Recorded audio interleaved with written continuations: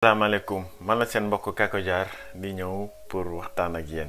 Alors tey dafa am benn histoire bu ma leen bëgg raconter boo xamante ni dafa dellu si sama xel tey mu am solo trop bokk toujours ci gëm sa bopp. Alors dafa amoon benn waay bu tukki woon tukki bu yàgg bàyyi jabar réew ba tukki na toog ay juróomi at ñëwul dëkk ba bi mu ñëwee tombe ndeysaan jabar ji ëmb.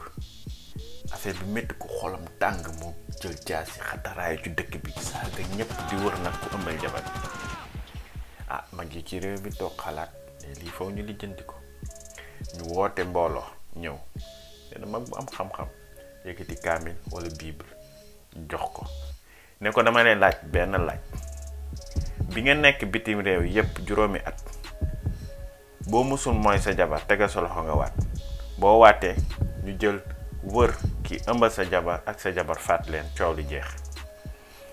nit ki toog xalaat jug génn bi muy génn gaay na ko nu ngay génnee noonu nga laggaale yak sa jabar ngeen xam fu leen neex ngeen jëm ngeen lijjanti ci seen problème.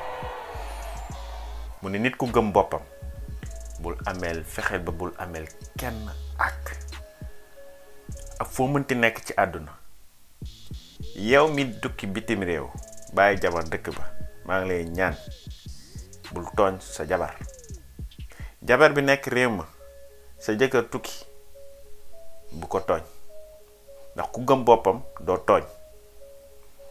man la seen mbokk Kako Diar di ñaanal ku nekk mu togg ci yoon bu baax bi ndax boo amelul kenn ak bokk nga ci ñu gëm seen bopp.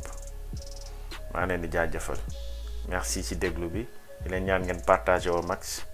wasalaam.